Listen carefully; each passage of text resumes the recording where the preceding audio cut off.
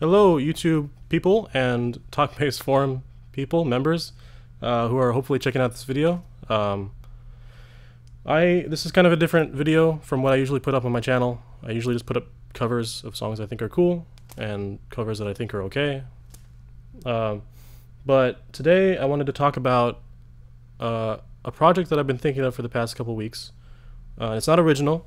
It's absolutely not an original idea to me. It's been done before, but it hasn't really been documented well before in terms of video or sound or even writing on forums or websites, blogs. It's not really talked about in detail a whole lot, so I wanted to make a video about what I'm doing with the project so that hopefully people can get a better sense of what this is like. What I'm gonna do is I'm taking this Mexican Fender jazz bass, active jazz bass. I think it's called the Fender Deluxe Active Jazz Bass specifically. Woohoo, Fender marketing. Really long names. And it's from maybe 2003, 2004, I don't know. I looked up the serial number, but I forgot exactly what year it's from. It starts with MZ51, so if that means anything. I'm not a fan of jazz basses. This didn't belong to me originally. It does kind of now because it belongs to my work and I'm at work and nobody's playing it, so I'm just going to use it for fun. Yeah, so I never really liked jazz basses too much. A lot of bass players can make jazz basses sound amazing. I don't think I'm one of those people. My basses of choice over the past few years have whittled, but they've come down to an Ibanez ATK 805E, the 5-string walnut finish Ibanez, which I really love. That's active. That's the only active bass I really like. And my Rickenbacker 4003, which is kind of a dream for me to own for the past, I don't know how many years. I finally got to get one last year, and it's been fantastic, and I've done a lot of amazing gigs with it. It's an amazing bass. And those two sounds are sounds that I like a lot, and I wanted to explore. I thought about doing like modding a PJ bass, like some cheapo PJ bass that I find at a local store, putting like Aguilar pickups in it, and possibly even doing what I think I've seen Pino Palladino doing with the pickup right against the neck. I saw him with D'Angelo in the Vanguard a few weeks ago, and it looked like there was some kind of pickup right here, like one of those EB bass pickups right in the neck. So I was browsing forums for that kind of idea, and then I found the Darkstars, or the Bisonics, or the Hagstrom pickups, or the Starfire pickups. They're all kind of the same design, different impedances. They're hotter, some are hotter, some are not as hot. And I thought the sound was really cool, and I checked out a lot of the videos, probably all the videos on YouTube that I could find of these pickups in any bass, and a lot of them are jazz basses. And I really dig the sound. It's really like hefty, and it still kind of has that jazz thing where it's pretty precise in the bridge and pretty mellow in the neck. I think, because I've never played one in person. That's what I'm hearing. But I like the sound, and so I wanted to give it a try because this is not going anywhere. Might as well do something with it, right? So let's talk about the bass right now as it is. It's got two jazz pickups in it. They're not the originals. These are Fender Mod Shop Samarium Cobalt noiseless jazz bass pickups. The originals are inside.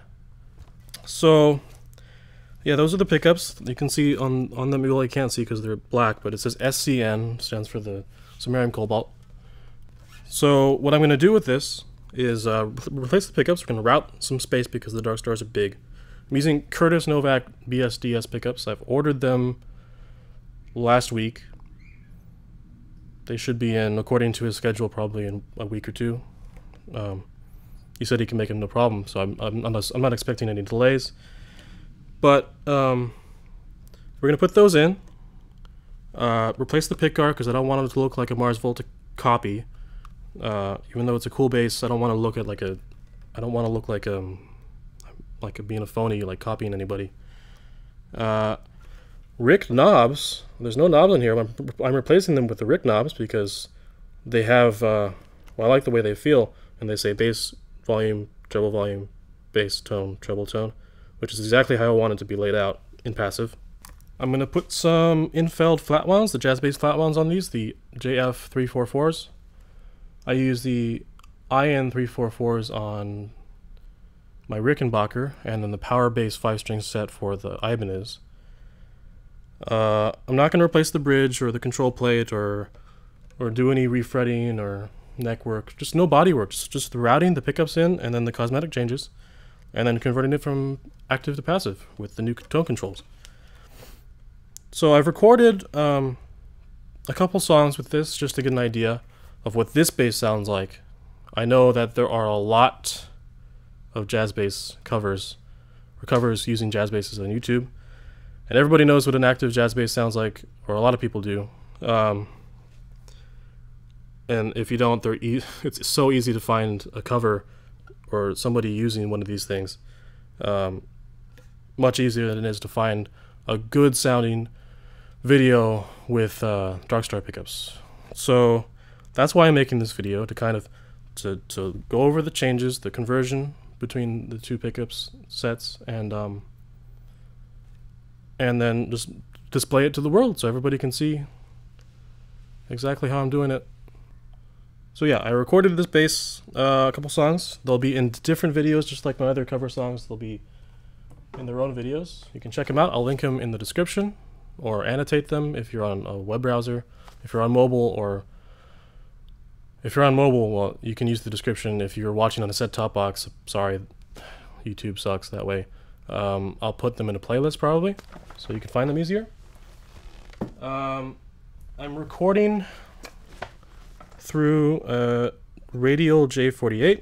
It's an active DI box. Not my favorite.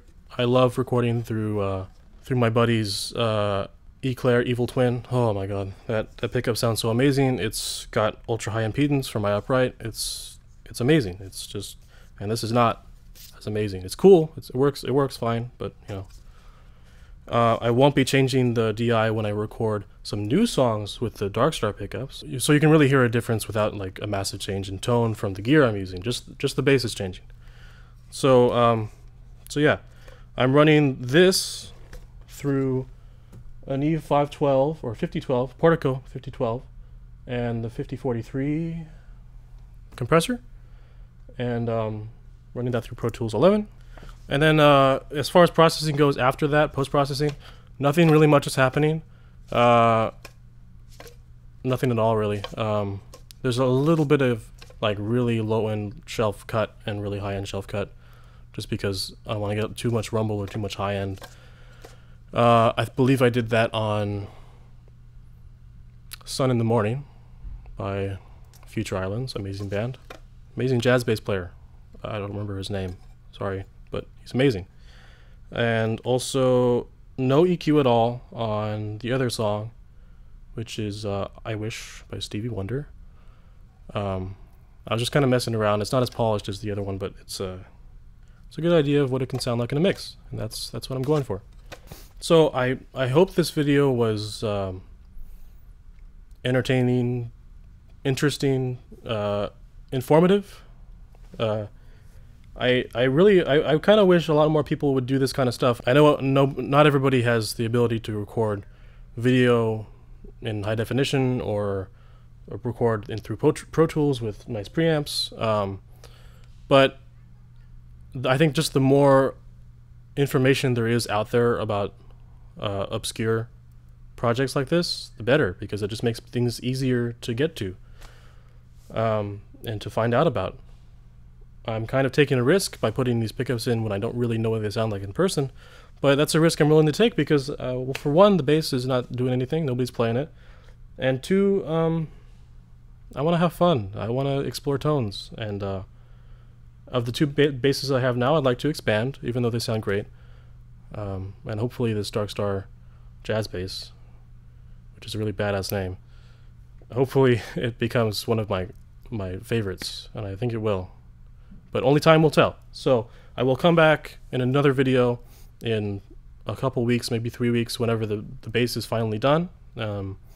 I'll try to follow up with some like construction, not really construction, but like the process of the modding. If I ever go and visit Steve, I might take a couple pictures or something. I don't know. Really depends how comfortable he is with the camera in his shop, or if I'm just in a rush to get back to work or something. But I will be back definitely for a new video with the final product, the new cosmetic changes, the new pickups, the new everything. And I will record probably the same songs and put them up in their own videos. Maybe some more songs just to really highlight what the bass sounds like with a lot of different styles. And that's it. So I hope you guys enjoyed. See you later.